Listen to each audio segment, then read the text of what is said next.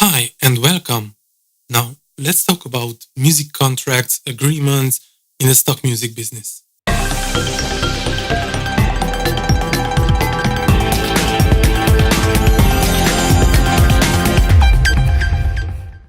Now, today, I would like to talk to you about music contracts, but a special music contract, an exclusive music contract. Now, I have already spoken to you about non-exclusive music licensing deals and what are the advantages and disadvantages. Now, I would like to do the same thing with this one. And here I will put up the link toward the footage where I'm speaking about non-exclusive deals. Now, let's talk about the disadvantages and the advantages of having an exclusive contract for your products. Now, the first and the biggest disadvantage is the exclusivity, meaning that in the moment when you created that song, that composition, and you are tying an agreement, an exclusive agreement with a company, with an entity, that means that that composition, it will be represented only by that company. So if that company is representing and doing something for you, in that case, that agreement is the best agreement that is on the market. However, today we are mostly speaking in stock music, production music, background music. So this market it's not just that it's saturated, but eventually the idea of exclusivity, it doesn't have the same value that it would be in, like, for example, for a publishing company or a library that is really a small library. What I mean by that is that those platforms where you can tied an exclusive agreement on that platform, the competition is the same like the non-exclusive platform. I mean, you can have on that platform hundreds of thousands of tracks. The difference is just that there's an exclusive agreement and that your composition, you can put it only there. So in an exclusive deal, it means only one entity, one company can exploit your product. This is only for one company. So there cannot be 1, 2, 3, 4, 5 companies. However, that company can give away your tracks, and that we are calling sub-licensing. Okay, so the company can give away to other entities and try to monetize your tracks. But in exclusive rights, if we are speaking about platforms where you just sign an exclusive deal, but the way it is acting is the same thing like a non-exclusive, then the benefit, it can be between the share amount. I mean, let's say here generally you have a 50% deal. Here you can have more. If here you have, as I told you, 50% share deal, here you can have 60 or even 70. So you can earn more, they are saying. But however, you have to do the same work like here. now. So this is more an advantage. The disadvantage is really that it's only on one company, and the work amount is the same. I mean, you are creating the track, and you are creating the track the same way that you are creating here. Now here, if that track it's not performing well with the one, but you will have it in the 2, you will have it in the 3, you will have it in the 4, you will have it in the 5th, and so on and so forth. So here, if that one composition it's not working, it's not bringing, it's not monetized, it's not bringing you revenue in one place, you still can try to put in several places. As here, you create the same track, but here you are leaving it there, and if it's not bringing you revenue, you cannot do anything. It's there, it sits there, it's sleeping there, it's vanished, it's lost, and your effort and your creativity was for nothing. This is the main disadvantage. If that track is not working, then it's not working. Because in Stockmusic, and here as I told you, I'm repeating myself, I know, we are talking about platforms where that platform it's a middleman. It's a market, if you want. Yeah, like let's say it's a fruit market. Yeah? This is the market, and you are here, the creator, and here is the buyer. Okay, the buyer is coming and he's searching for tracks. He finds here the tracks that he needs, and then he is buying. Okay, I understand that this buyer, he will go and look. He is more assured in this situation.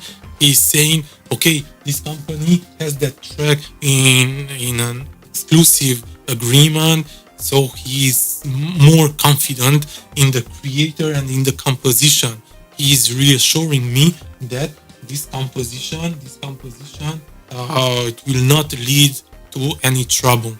As here in non-exclusive, the client will say, okay, I'm buying it from this part, but then maybe I will find it here, and because there are many contracts and different rules, because you have to understand each contract is different. If I'm leasing it from here, says the buyer, then maybe publishing it, and I don't know where, but I could run in some kind of trouble, because this company, as is trying to verify or keep an eye who is using what, he can lead to detect my music without, I don't know, proper leasing, and so he can, short story long, he can have problems. So for him, an exclusive right is more reassuring. But because today's market is what it is, it's really a nonsense, and this is really my opinion. There's no sense. It's really foolish today to go on exclusive. This is my opinion, as I told you, because obviously there are platforms who don't even want to accept non-exclusive products. Meaning that there are music licensing platforms where they accept products if you give them an exclusive right. But it's the way they are functioning is the same way than the other platforms. There's nothing different, but they decided to take this path because they know that there are lots of artists. There are me, there are you, and there are other composers, beat makers, singer-songwriters that they want just to to get some kind of revenues, and they really think that creativity is so easy in today's world with high tech, with AI, with artificial intelligence and so on. They probably think that the music today is made by himself. So they took this path, and if you want to get a deal from them, you have to sign an exclusive deal, and you have to give the compositions the exclusive right for them. So those compositions will be sold only on their platform, and you cannot try to put on other platforms also. So this is really a disadvantage. So these companies who are willing to work with you, but only in exclusive basis, the problem is that they are not doing more than the other platforms. It's the same thing. So it's really it's the same lottery game. Maybe the numbers are lower because there are not so many people willing to give their tracks on an exclusive basis. So maybe they do not have hundreds of thousands of tracks. So maybe they have just 10,000, 20,000 tracks.